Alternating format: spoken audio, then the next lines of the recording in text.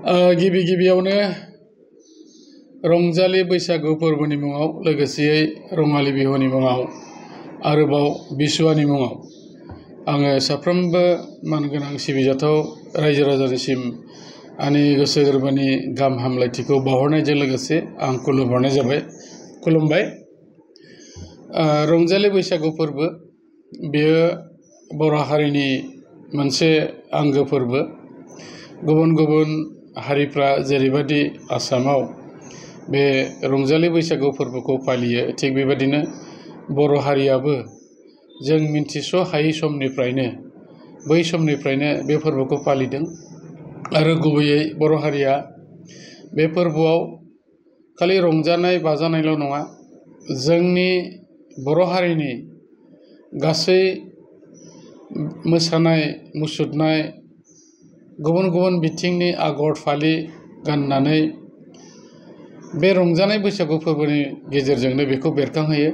आरो जोङो बयबो मिथिगौ बे फोरबोआ खालिबोल' रंजानाय मोनसे फोरबो नङा, खारन बेयो मिथिंगाजों सोमोन्दो थानाय मोनसे फोरबो। आरो मिथिंगाया बे फोरबोजों लोगोसेयै जोङो नुदों जे बैसाग दान मोननाय लोगो लोगो बिफांनि बिलाइफ्रा रोदोमखाङो, खिलिखाङो, गोदान मोनसे सोमखोर महर लायो। लोगोसेयैनो दाउमा दाउसाफ्राबो जोबोर रंजायो, मेथाइ खनो आरो लोगोसेयै दाउ खौवौनि गाबनाय देंखोआ नैबे बैसाग दानाव जोबोद मुहि होयो। बेनिखायनो बे फोरबोखौ रंजालि फोरबो होननानै जोङो गोदो गोदायनिफ्रायनो फालिबोदों।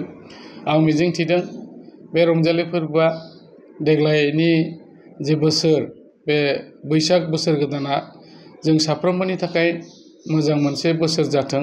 आरो लोगोसेयैनो जोंनि गोसो गोरबोआव सोरखौबा दुखु मोननाय, सोरबा मोनसे दाहा जानानै थादोंबा जाहाथे बेफोरखौ ज्राब गारजानानै जोङो बे फोरबोजों लोगोसेयै आरो बे गोदान बोसोरखौ जोङो गोथार गोसोयै जों बरायनि आरो अनलायनाय खौसेथिखौ लानानै जोङो खौसेयैनो दावगालांनि।